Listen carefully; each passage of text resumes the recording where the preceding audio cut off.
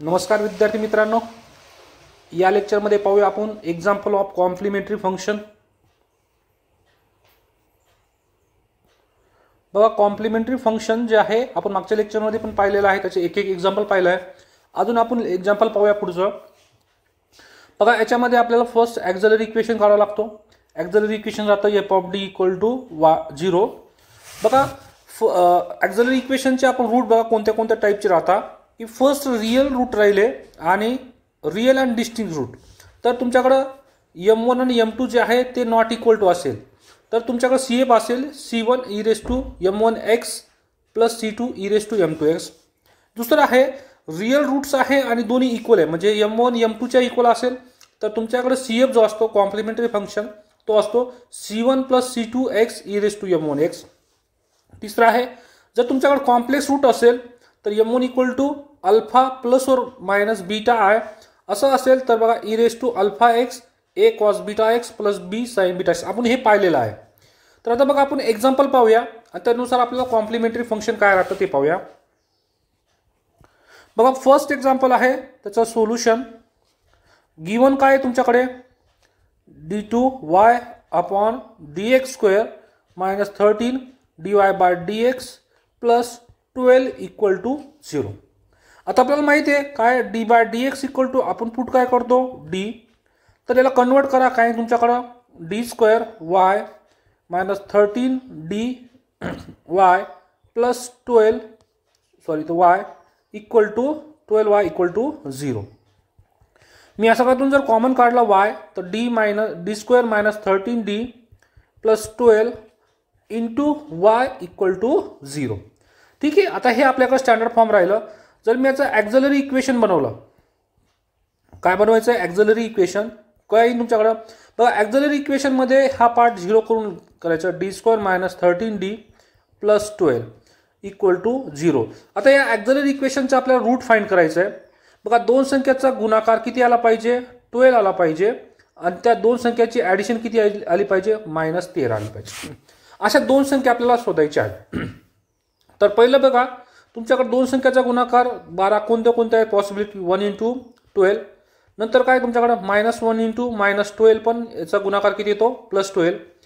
त्याच्यानंतर आहे 2 इंटू 6 याचं पण 12 आहे, 2 इंटू -6 पण 12 येतो। त्याच्यानंतर काय तुमच्याकडं -3 इंटू -4 पण 12 येतो आणि +4 इंटू 3 याचं पण 12 येतो। पण आपल्याला एवढं सगळंच गरज नाही आहे, आपल्याला काय कोण पाहिजे की दोघांची ॲडिशन किती आली पाहिजे 13। बघा, या दोघांची ॲडिशन 13 येते, या दोघांची ॲडिशन -13 येते। आपल्याला किती पाहिजे दोन संख्याचा गुणाकार 12 आला पाहिजे आणि त्यांची ॲडिशन किती आली पाहिजे -13। आता इथं बघा, या दोघांची ॲडिशन 8 येते, या दोघांची -8, या दोघांची -7 आणि या दोघांची +7। तर आपल्याकडे कोणते रूट घेता येईल आपल्याला की d-1 आणि दुसरा आहे d-12। हे दोन रूट आले आपल्याकडे।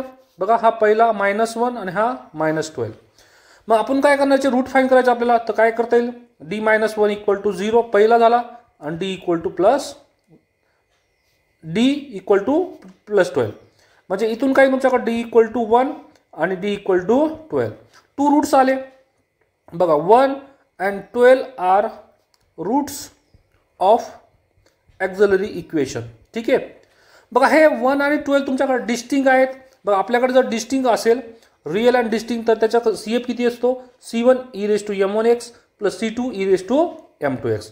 मग तुमच्याकडं m1 किती आहे 1 आणि m2 किती आहे 12, तर इथं CF बघा, CF इक्वल टू किती c1 e raise to m1x plus c2 e raise to m2x। ठीक आहे, हे झालं CF तुमच्याकडं।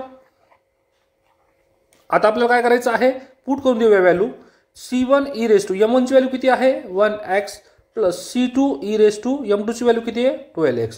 हा झाला तुमच्याकडं CF। आता बघा आपण दुसरा एक्झाम्पल पाहूया। दुसऱ्या एक्झाम्पल मध्ये काय आहे की d2y upon dx square minus 4dy by dx plus 4y याचं पण सॉल्व्ह करूया आपण सेम सोल्युशन। काय तुमच्याकडं याला स्टँडर्ड फॉर्म मध्ये लिहिलं तर d square minus 4d plus 4 सगळ्यातून बाहेर काढला मी y इक्वल टू 0 का, कारण आपण d/dx इक्वल टू काय राहतो d. आता मी याचं जर ॲक्झिलरी इक्वेशन घेतलं, ॲक्झिलरी इक्वेशन काय तुमच्याकडं d² - 4d + 4 इक्वल टू 0, कारण हा y पूर्ण 0 घ्यायचा. आता आपल्याला रूट फाइंड करायचं आहे की दोन संख्याचा गुणाकार किती आला पाहिजे 4 आणि दोन संख्याची किती ॲडिशन किती आली पाहिजे -4. असे दोन संख्या कोणत्या ते फाइंड करायचं आपल्याला बघा. तर पहिले दोन संख्याचा गुणाकार 4 आला पाहिजे, 1 × 4 आणि -1 × -4 पण किती तो 4. दुसरा आहे 2 × 2 पण 4 येतो आणि -2 × -2 पण 4 येतो. हे पॉसिबिलिटी झालं. आपल्याला ॲडिशन बघायची आता -4 आणायचं आहे. तर 1 + 4 किती 5, नंतर -1 -4 किती -5, 2 + 2 किती 4 आणि -2 -2 -4. तर आपल्याला काय पाहिजे होतं की दोन संख्याचा गुणाकार 4 आला पाहिजे होता, आला इथं. दोन संख्याचं ॲडिशन -4 आली पाहिजे होती. कोणतं आलं दिस. तर तुमच्याकडे रूट कोणतं आले हे बघा, कोणते रूट आले तुमच्याकडं. पहिला d-2 आणि दुसरा आहे d-2. दोन्ही इक्वल आहे म्हणजे तुमच्याकडे काही ना, हा d-2 इक्वल टू 0, हा दुसरा d-2 इक्वल टू 0. तर d इक्वल टू हा मायनस इकडे आला काय प्लस, हा d मायनस आहे, हा इक्वल इकडे गेला काय प्लस, तर d इक्वल टू 2. तर दोन रूट आले तुमच्याकडे कोण d इक्वल टू 2 2. आता हे जे रूट आहे कसे आले तुमच्याकडं रियल अँड इक्वल रूट्स. कसे आले रियल अँड इक्वल रूट्स. जर रियल अँड इक्वल रूट्स असेल तर आपल्याकडे जो CF असतो CF इक्वल टू काय तुमच्याकडे बघा m1 इक्वल टू पण 2 आला आणि m2 इक्वल टू पण किती आला 2. तर आता बघा आपण पुट करूया काय तुमच्याकडे CF रियल आणि C2x e⁻m1x. तर CF बघा C1 + x C2 आणि e⁻. आता m1 m2 दोन्ही सेम आहे तर किती 2x. हा झाला तुमच्याकडे CF. तर तुमच्याकडे बघा जनरल सोल्युशन काय राहतं. General solution GS equal to CF + PI. आता CF बघा तुमच्याकडे जर x इक्वल टू 0 असेल, x कोण असतो तुमच्याकडे बघा या इक्वलच्या नंतरचा जो पार्ट राहतो त्याला आपण x म्हणतो. हा x जर 0 असेल काय असेल, x जर 0 असेल तर तुमच्याकडे जो PI असतो तो काय असतो 0 असतो. म्हणजे तुमच्याकडे GS जो असतो जनरल सोल्युशन तोच काय असतो CF. ठीक आहे, कारण PI काय होत झाला तुमच्याकडे 0. आपण आता नेक्स्ट क्वेश्चन पाहूया. बघा नेक्स्ट क्वेश्चन आहे तुमच्याकडे d-1³ d² - 9 d + 3 × y equal to 0. तर आपल्याला काय करायचं जनरल सोल्युशन काढायचं आहे. तर सेम सोल्युशन आणि गिवन. ठीक आहे, आता गिवनमध्ये काय तुमच्याकडे d-1³ d² - 9 आणि d + 3 equal to × y equal to 0. ठीक आहे, आता आपल्याकडे ॲक्झिलरी इक्वेशन काय येईल. Auxiliary equation d-1³. आता बघा हा जो आहे ना मी याला असं लिहितो d² - 3². कारण 9ला कसं लिहू शकतो आपण this d + 3 × y equal to sorry आता y नाही येणार इक्वल टू 0. आता याचे रेडीमेड आपल्याला काय येईल तुमच्याकडं फॅक्टर्स येऊन जाईल. बघा हा पहिला जो आहे काय तुमच्याकडे d-1 म्हणजे काय तुमच्याकडं d-1 × d-1 किती टाइम्स आहे d-1 3 टाइम्स. त्याच्यानंतर आता इथं बघा हा जो आहे तुमच्याकडं d² आपल्याकडे आहे a² - b² असेल तर आपण कसं लिहू शकतो a - b आणि a + b. तर आपण लिहू शकतो आता याला कसं d-3 आणि d + 3 आणि लास्टचा कोण आहे तुमच्याकडं d + 3 इक्वल टू 0. आता बघा हे ऑल इक्वल टू 0 येणार आहे, हे इक्वल टू 0 हे इक्वल टू 0 हे इक्वल टू. तर तुमच्याकडे बघा फॅक्टर्स कोणते कोणते आले. पहिला इथून हा -1 आहे, इक्वलच्या नंतर गेल्यावर काय येतो +1, त्याच्यानंतर हा पण -1 +1 हा +1 म्हणजे d-1³ किती 3 फॅक्टर आले 1 1 1. त्याच्यानंतर d² - 3² फॅक्टर आले तुमच्याकडे किती, हा -3 आहे तो इकडे गेल्यावर काय +3, हा +3 आहे d + 3 तो इकडे आला काय -3 आणि तुमच्याकडे आहे ना हे काय +3 आहे तर -3. मग तुमच्याकडे जे रूट्स आले किती आले 6 रूट आले आपल्याकडं. आता बघूया पहिले किती हे 3 इक्वल आहेत, त्याच्यानंतर हे 2 इक्वल आहेत. तर आता बघूया आपल्याकडे किती 6 फॅक्टर्स आले सगळे. तर 6 फॅक्टरसाठी आपल्याकडे CF बघा कसा असतो. CF इक्वल टू पहिले 3 इक्वल आहेत काय 3 इक्वल. बघा 3 इक्वलसाठी काय तुमच्याकडे पहिला C1 plus C2x plus C3x², किती 3 फॅक्टर्स इक्वल असल्यामुळे, आणि कोणता इक्वल आहे तो e⁻⁴x. संपलं या पहिल्या 3चं काम. नंतर बघूया परत 2 कोणते इक्वल आहेत दिस. परत 2 इक्वलसाठी काय तुमच्याकडे 2 इक्वलसाठी आता किती कॉन्स्टंट झाले 3. आता हा 4 प्लस x इंटू C5. आता कोणता आहे तो e⁻⁻3x आणि प्लस लास्टला किती झाले कॉन्स्टंट C5. आता C6 त्याचं सेपरेट आहे, तो कोणाची इक्वल नाही e⁻3x. म्हणजे तुमच्याकडे जितके फॅक्टर्स आलेले आहेत तेवढे आपल्याला कॉन्स्टंट घ्यावं लागतील. बघा पहिला तुमच्याकडे 3 इक्वल होते 1 1, त्यासाठी काय पहिला कॉन्स्टंट, दुसरा आणि हा तिसरा 3 इक्वल होते. 3 इक्वलसाठी काय तुमच्याकडे C1 plus C2x plus C3x², हा झाला पहिल्यासाठी. नंतर कोण इक्वल होते -3 आणि -3, त्यासाठी परत सेम 2 इक्वलसाठी काय C4 प्लस x C5 कोण होतं तिथं -3x, प्लस लास्टला कोण आहे तुमच्याकडं C6, लास्टला राहिला कोण 3, तर C6 e⁻3x. म्हणजे किती कॉन्स्टंट आले सगळे 6 कॉन्स्टंट. आता आपल्याला माहिती आहे जनरल सोल्युशन काय नाही याचं CF प्लस PI. आपल्याकडे PI जो आहे x काय 0 असल्यामुळे तुमच्याकडे PI किती येतो 0 येतो. तर आपल्याकडे GS इक्वल टू काय तुमच्याकडे CF. आता पुढचा क्वेश्चन पाहूया आपण. बघा या क्वेश्चन मध्ये काय तुम्हाला d² - 6d + 13y = 0. आपल्याला काय करायचं आहे बघा ऑक्झिलरी इक्वेशन किती येईल तुमच्याकडे इथून ऑक्झिलरी इक्वेशन d² - 6d + 13 = 0.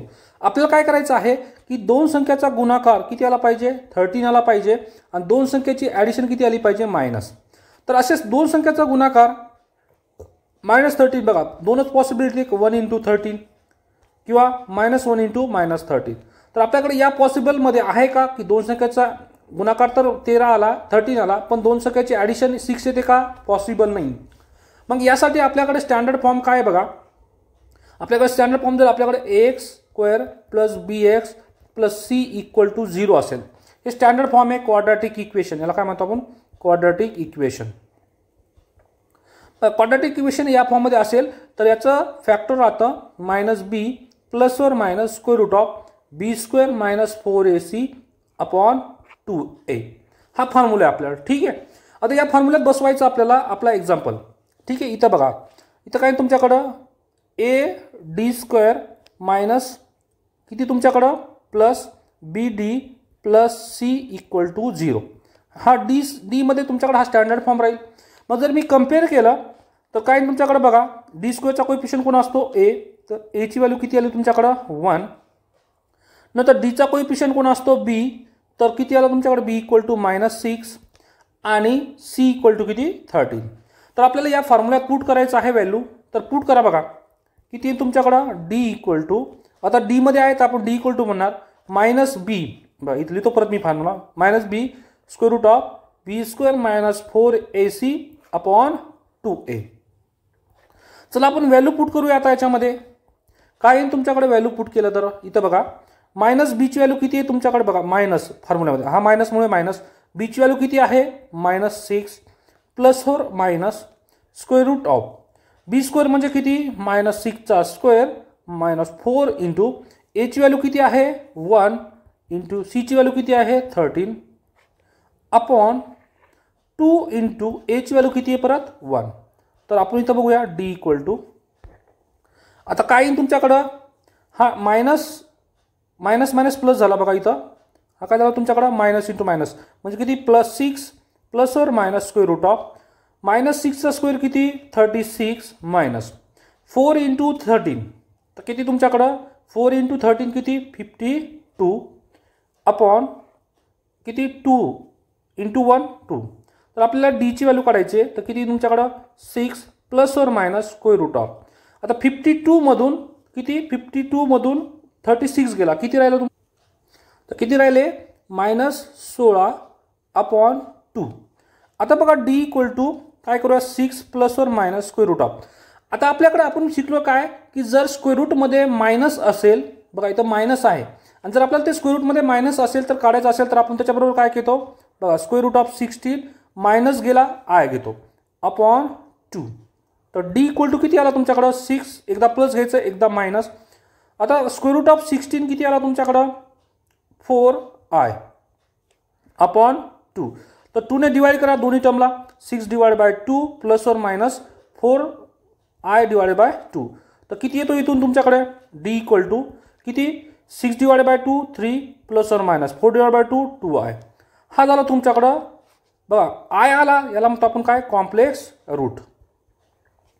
हा जो कॉम्प्लेक्स रूट आलेला आहे त्याला काय अल्फा प्लस बीटा आय मध्ये जर कन्वर्ट केलं तर किती तुमच्याकडे 3 plus or minus I 2i. जर कम्पेअर केलं तर अल्फाची व्हॅल्यू किती येते 3 अँड बीटाची व्हॅल्यू किती येते तुमच्याकडे 2. ठीक आहे बघा आय बरोबर जो असेल तो बीटा असतो आणि ज्याच्याबरोबर आय नसतो आपण त्याला काय म्हणतो अल्फा. तर तुमच्याकडे बघा जर कॉम्प्लेक्स रूट असेल तर CF किती असतो e raise to alpha x a into cos beta x plus b into sine beta x. ठीक आहे हा आहे आपल्याला अल्फा आणि बीटाची व्हॅल्यू माहीत आहे. बघा e रेस टू अल्फाची व्हॅल्यू किती आहे तुमच्याकडं 3x a इंटू कॉस, बीटाची व्हॅल्यू किती आहे 2x plus b into sign, परत बीटाची व्हॅल्यू किती आहे 2x. तर हा झाला तुमच्याकडे कॉम्प्लेक्स रूट आला तर हा झाला CF. परत जनरल सोल्युशन इक्वल टू काय असतो CF, कारण PI किती असणार आहे तुमच्याकडं 0. ठीक आहे आता आपण पाहूया पुढचा एक्झाम्पल. आता बघा नेक्स्ट क्वेश्चनमध्ये काय d-3 आणि d-2 चा स्क्वेअर. इथून जर डायरेक्ट केला आपण ॲक्झलरी इक्वेशन. ठीक आहे काय तुमच्याकडे d-3 आणि d-2 चा स्क्वेअर इक्वल टू 0. तर इथून काय तुमच्याकडे d-3 एकदा 0 आणि दुसरा असेल d-2 चा होल स्क्वेअर इक्वल टू 0. याचा मिनिंग काय झाला की d इक्वल टू इथून 3 होईल आणि इथून किती तुमच्याकडे d-2 आहे त्याच्या किती टाइम्स आहे 2 टाइम्स, म्हणजे तुमच्याकडे काय 2 कारण हा मायनस आहे हा इकडे आला काही प्लस आणि किती टाइम्स आहे त्याचा 2 टाइम्स म्हणजे किती आला तुमच्याकडे 2. तर आपल्याकडे रूट्स आले किती 3. तर तुमच्याकडे बघा CF पहिले दोन रूट्स इक्वल आहे 2 2 तर त्यासाठी काय तुमच्याकडे C1 प्लस C2x. ठीक आहे e raise to 2x repeat झाल्यामुळे आणि थर्ड जो आहे तो अनइक्वल आहे यांच्या तर काय तो C3 e raise to 3x. ठीक आहे हे बघा दोन रिपीट झाले त्याच्यामुळे C1 plus C2x e raise to 2x आणि 3 जो अनइक्वल होता त्यांच्या डिफरन्स तर C3 e raise to 3x. तर आता त्याच्या पुढचा नेक्स्ट क्वेश्चन पाहूया. बघा नेक्स्ट क्वेश्चन मध्ये काय तुमच्याकडं d square plus 3 square into y equal to 0.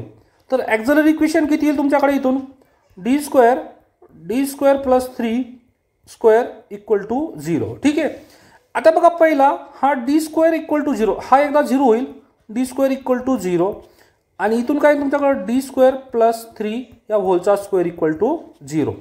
आता या d स्क्वेअर 0 पासून तुमच्याकडे d इक्वल टू काय एकदा 0 0. ठीक आहे d स्क्वेअर आहे तर दोन रूट भेटले आपल्याला. आता आपण याचे रूट्स काढूया. तुमच्याकडे काय आहे d स्क्वेअर प्लस 3 घेऊया इक्वल टू 0 कारण आता हा स्क्वेअर म्हणजे काय जो रूट येईल तुमच्याकडे तो रिपीट होऊन जाईल कारण 2 टाइम्स येतो. तर आपण हा पॉवर असंच ठेवूया सध्या कारण याचा जो रूट्स येईल त्याच्यात आपल्याला डबल करायचा आहे. तर आपण हा रूट काढूया काय तुमच्याकडे d स्क्वेअर इक्वल टू हा प्लस 3 आहे इकडे आलो काय झाला -3. आपल्याला काय करायचं आहे d ची व्हॅल्यू काढायचं d दोन्ही साईडचा स्क्वेअर रूट घेतला प्लस वर -3. बघा ज्यावेळेस आपण दोन्ही साईडचा स्क्वेअर रूट घेऊ तर d चा स्क्वेअर रूट d आणि -3 चा निघत नाही म्हणून स्क्वेअर रूट ऑफ -3. आपण आताच पाहिलं की जर d equal two plus or minus जर स्क्वेअर रूटमध्ये जर तुमच्याकडे मायनस असेल तर बाहेर काढायचा असेल तर तो आपल्या आय बरोबर येतो.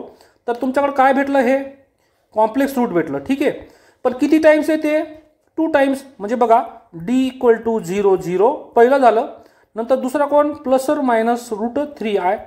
ठीक आहे आणि हे या आपल्या 2 टाइम्स आहे म्हणून आपल्या पुढचा पण किती आला square root of route 3i. मग आपल्याकडे टोटल किती रूट झाले आता हे 2 हे प्लस और मायनस 2 हे प्लस और मायनस 2 इथून 2 2 2. आता आपल्याला काय करायचं तर CF काढायचा आहे. ठीक आहे CF काढायचं आहे तर CF बघा पहिला CF इक्वल टू किती तुमच्याकडे हे पहिले दोन रूट्स रिअल आहे आणि इक्वल आहे तर त्यासाठी काय तुमच्याकडे C1 plus C2x e raise to 0x 2 times होते आणि रिपीट झाले होते म्हणून आपल्याकडे रिपीटचा प्लस. आता बघा की तुमच्याकडे कॉम्प्लेक्स रूट पाहिले आपण हा कॉम्प्लेक्स रूट आहे म्हणजे काय तुमच्याकडे alpha plus beta i equal to 0 plus or minus square root of 3i असं आहे. तर अल्फाची व्हॅल्यू 0 येते आणि बीटाची व्हॅल्यू किती येते स्क्वेअर रूट ऑफ 3. पण इथं रिपीट झाल्यावर काय करतो बघा, रिपीट झालेलं आहे आपल्याकडं, तर आपण रिपीटसाठी काय करतो की इथं बघा e raise to alpha x, alpha x म्हणजे कोण आता 0x. ठीक आहे, आता अल्फाची व्हॅल्यू किती 0. आता रिपीट झाल्यामुळे बघा 2 टाइम्स हे कॉम्प्लेक्स रूट आहे, तर आपल्याला त्यासाठी काय a1 प्लस b1x सेम बघा c1 प्लस c2x आहे ना, तसंच आपल्याकडे रिपीट झाले कॉम्प्लेक्स रूट, आपण तर एच घेतो फक्त, पण रिपीट झाल्यामुळे काय a1 प्लस b1x. आता इथं काय तुमच्याकडे पहिला कॉस बीटा एक्स म्हणजे कोण √3x, हा पहिला झाला, प्लस आता काय तुमच्याकडे परत a2 plus b2x into sign √3x. म्हणजे बघा जर कॉम्प्लेक्स रूट जर रिपीट झाले, कॉम्प्लेक्स रूट जर रिपीट झाले तर रूट रिपीट झाले तर आपण कसं लिहितो CF इक्वल टू बघा e raise to alpha x, repeat झाल्यावर काय तुमच्याकडं a1 प्लस b1x इंटू काय तुमच्याकडं हा एक bracket cos beta x plus से a2 plus b2x into sine beta X. हा झाला तुमच्याकडे रिपीट असेल कॉम्प्लेक्स रूट. तर आपण अशा पद्धतीने सर्व टाईपवर एक्झाम्पल पाहिलेले.